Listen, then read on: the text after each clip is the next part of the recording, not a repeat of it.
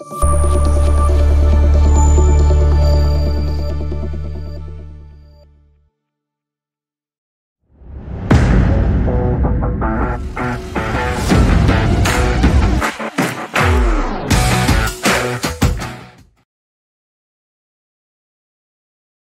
milenial semuanya. Nah, Halo. minggu ini kita akan membahas satu topik yang baru. Tapi sebelum kita bahas ke topik yang baru, saya mau nih tanya ke Kayu Sadar, gimana Kak mengenai topik minggu lalu itu dari tulisan-tulisan atau komentar netizen tentang pendapat mereka mengenai pemekaran daerah di Pulau Nias. Ya, soal materi kita minggu lalu itu kan itu memang lumayan menarik ya. Banyak banyak yang juga memberikan respon karena judulnya itu kan gagalnya pemekaran Provinsi Pulau Nias ya. Karena elit politik kita itu ya dinilai tidak cukup berkompeten untuk bisa bicara dengan pemerintah. Tadi ada yang komen, oh, tapi yang komen ini bukan orang Nias, tapi mereka tahu Mm-mm. bagaimana kondisi Nias itu. Jadi mereka mereka komen, itu kasihan Nias itu karena pejabat-pejabat dari Nias itu takut kehilangan jabatan. Ada yang komen juga, nah itu kan petugas partai, yang namanya petugas partai ya diam aja, nggak bisa, nggak boleh banyak permintaan. Dan ada juga yang komen, oh itu nggak masalah. Memang tahun ini kan giliran Papua, tapi ke depan giliran Nias. Tapi kita syukurin bahwa kita masih punya optimisme bahwa itu Nias ke depan akan menjadi satu provinsi. Tapi kalau elit-elit politik ini tidak bisa bermanuver kepada pemerintah, itu kita menunggu sampai berapa tahun pun itu nggak akan mudah tercapai. Karena kenapa? Kita membutuhkan legitimasi dalam kebijakan itu adalah orang-orang yang benar-benar memiliki pengaruh atau kekuatan politik. Nah, jadi itu cukup menarik ya. Itu untuk topik minggu lalu. Oke, kita akan masuk ke topik kita untuk saat ini mengenai isu perpanjangan masa jabatan Jokowi. Nah, Kai sadar, benar nggak sih isu ini ada beredar di masyarakat? Ya, eh, namanya kan isu. Kita kurang tahu kepastiannya, tapi saya sih bisa merasakan bahwa isu itu juga ada benarnya. Cuma isu ini kan sebenarnya sudah lama ya.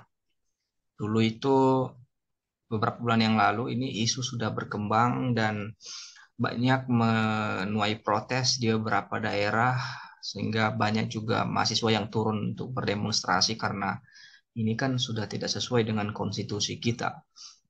Dan eh, mungkin karena terpaksa atau merasa bahwa oh ini tidak bisa lolos begitu saja, tidak bisa mulus, malah banyak menghadapi protes dari kalangan masyarakat. Nah, akhirnya kan pada bulan April kemarin itu kan kita lihat sendiri Jokowi mengumumkan bahwa saya cukup 2 periode. Dia membuat Ya. ketegasan. Nah, tapi kita tidak tahu ya apakah itu benar-benar dari hati, tapi kembali lagi ini akhir-akhir ini muncul.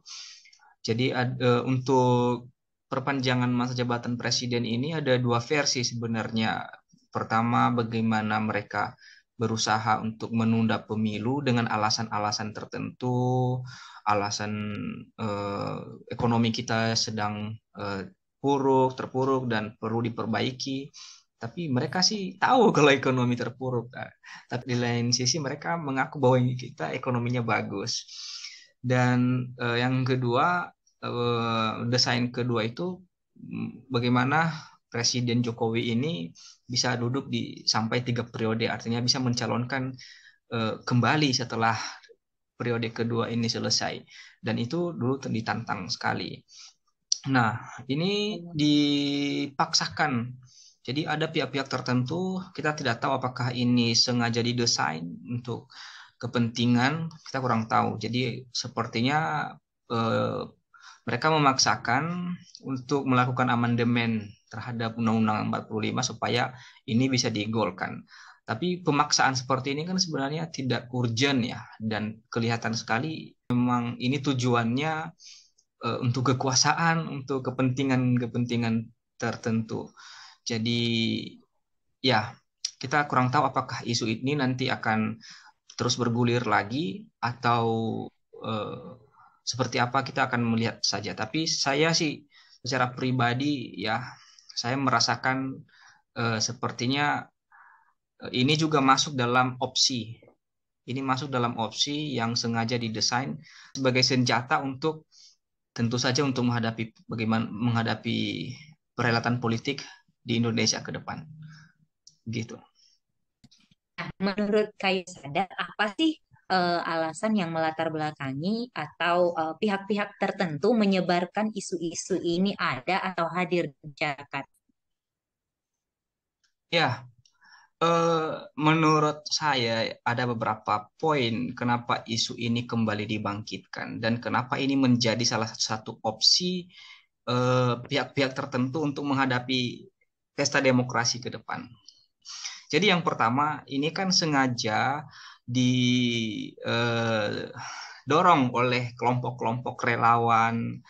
Seperti hari ini tadi kita juga melihat relawan Nusantara Bersatu, mereka berkumpul di Gelora Bung Karno.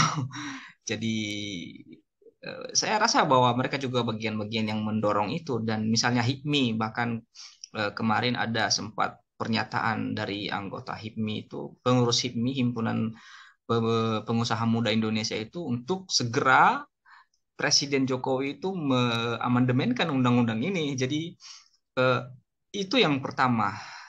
Tapi kita tidak tahu sebenarnya apakah tujuan niat mereka itu baik terhadap presiden, tapi atau justru sebaliknya, karena mereka kan sekarang ini, relawan-relawan ini, kelompok-kelompok ini kan sekarang berada di lingkaran pemerintahan, berada di lingkaran Presiden Joko Widodo.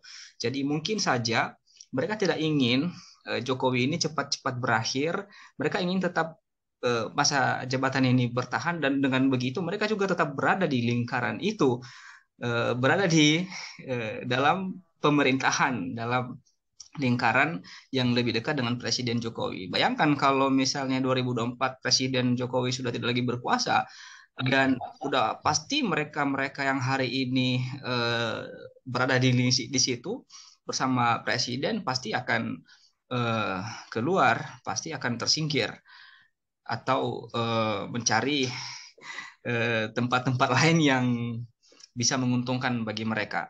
Itu alasan yang pertama. Terus alasan yang kedua, eh, melihat situasi fenomena politik ya, setelah Anies dideklarasikan oleh Partai Nasdem untuk menjadi calon presiden. Gelombang yang besar ini tidak bisa terbendung. Kita bisa melihat sepertinya persaingan untuk pemilihan presiden 2024 ini cukup berat. Jadi ini sengaja dijadikan opsi sebenarnya. Artinya ketika orang-orang yang diandalkan oleh Presiden Jokowi, misalnya kemarin dia pernah menyampaikan ada semacam kode tertentu. Misalnya dia kemarin mengungkapkan ke Gerinda, misalnya ini tahun 2004-nya sepertinya milih Pak Prabowo. Nah, walaupun ada sebenarnya ungkapan-ungkapan seperti itu, tapi mungkin saja apa yang Jokowi ini ke depan dukung misalnya, atau eh, lebih didorong untuk meneruskan pemerintahan, mungkin dia merasa bahwa itu tidak cukup berkompeten untuk melawan Anies Baswedan. Walaupun sebenarnya kita lihat bahwa saya merasakan bahwa sepertinya Presiden Jokowi lebih ingin mendukung Ganjar Pranowo, ya menurut saya ya. Tapi mungkin dia juga merasakan bahwa perlu ada opsi ketika dia merasakan bahwa Ganjar Pranowo ini tidak mampu untuk mengalahkan Anies Baswedan, mungkin perlu opsi yang berikutnya. Jadi untuk perpanjangan tadi masa jabatan ini bisa saja menjadi opsi. Itu alasan yang kedua. Dan alasan yang ketiga adalah kekhawatiran. Benar ya, yang kemarin kita bicarakan pada pertemuan 2 minggu yang lalu. Pertemuan pertama itu masalah IKN itu untuk dihentikan. Artinya pemerintah Jokowi hari ini itu khawatir di masa 2 tahun lagi dia akan memimpin, IKN itu tidak bisa akan selesai atau ditunda suatu saat dan itu akan menjadi mangkrak. Jadi untuk itu dia menyiapkan eh, opsi ini, mendorong opsi ini supaya kalau misalnya dia diperpanjang masa jabatannya atau pemilu itu ditunda, maka dia masih memiliki kesempatan beberapa tahun untuk menyelesaikan proyek ini, legacy yang hebat ini gitu. Jadi dia tahu sebenarnya, dia mengerti, oh ini susah untuk menyelesaikan dalam 2 tahun ini. Jadi itu kekhawatiran Jika Kak, istana. kalaupun kalau misalnya perpanjangan itu pun benar-benar disahkan amandemen yang mereka inginkan itu disahkan, bukankah itu termasuk kebangkrutan demokrasi yang terjadi di Indonesia nantinya? Kalau itu benar terjadi, apa ada kemungkinan itu benar terjadi menurut Kayu Sadar?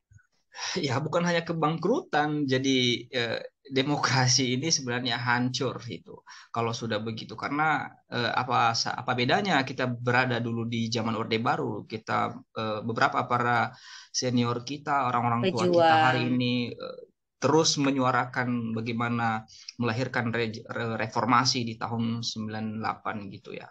Kita mungkin belum lahir di saat itu. Jadi kita menyayangkan itu dan hanya karena ambisi yang saat ini jadi itu akan hancur. Nah, kita ini sebenarnya mendorong Presiden Jokowi untuk mengajak bangsa ini, warga negara ini memiliki etika yang kuat. Ya, jangan dari pemimpin sendiri tidak punya etika gitu. Jadi kita lihat saja apakah Jokowi ini, presiden kita ini benar-benar mau menjadi seorang negarawan atau malah memilih menjadi politik jahat, politisi jahat gitu. Kenapa dalam kita tanda kutip berharap saya beliau bilang politisi jahat ya? konsisten ya Kak. Ya begitu. Karena beliau Kenapa? juga kan pernah bilang bahwa saya cukup 2 periode. Jadi kita semua pasti berharap bahwa beliau cukup konsisten dengan kata-katanya menyampaikan bahwa dia hanya cukup 2 periode, jangan berganti lagi.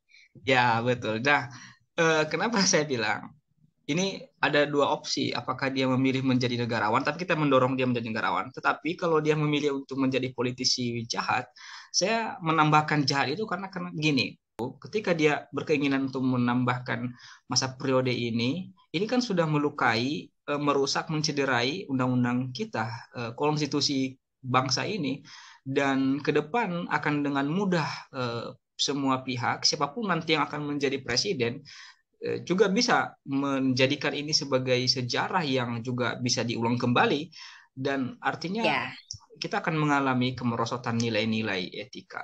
Dan berikutnya kita juga mendorong Presiden Jokowi berhentilah untuk bermanuver, berpolitik, menyuarakan bahwa saya mendukung ini seperti hari ini ya tadi itu di acara Nusantara, relawan Nusantara Bersatu itu Joko Widodo ini pidato di situ, pilih yang mengerti dengan rakyat. Kan gitu. Nah, ini sebenarnya sesuatu yang harus dihindari oleh seorang presiden. Dia harus bisa menunjukkan netralitasnya itu di depan publik. Jadi seolah-olah sudah ada musuh ini. Malah dia ini kan kepala negara. Ya. Dia tidak bisa mempolarisasi bahwa ini pendukung ini. Saya di pihak ini, nih saya di pihak Ganjar Pranowo misalnya. Nah, dengan dia mengungkapkan hal-hal seperti itu kan rakyat jadi terpolarisasi. Oh, Jokowi di sini, saya lebih di sini. Seharusnya dia mengademkan situasi bangsa ini, apalagi menjelang pemilu yang akan datang. Jadi kita mendorong Presiden Jokowi berhentilah untuk mencampuri urusan politik untuk sementara waktu. Walaupun kita ini sebagai warga negara pasti memiliki hak pilih ya, tapi jangan sampai itu harus diumbar ke publik karena Pak Presiden ini kan pimpinan negara. Lebih baik kita sarankan fokus untuk kerja, eh, berapa visi misi yang dulu disampaikan baik juga di periode pertama misalnya revolusi mental itu dikerjakan lah, jangan sampai hanya menjadi catatan-catatan yang tidak pernah terwujud dengan eh, optimal. Nah, jadi itu saran kita kepada Pak Presiden.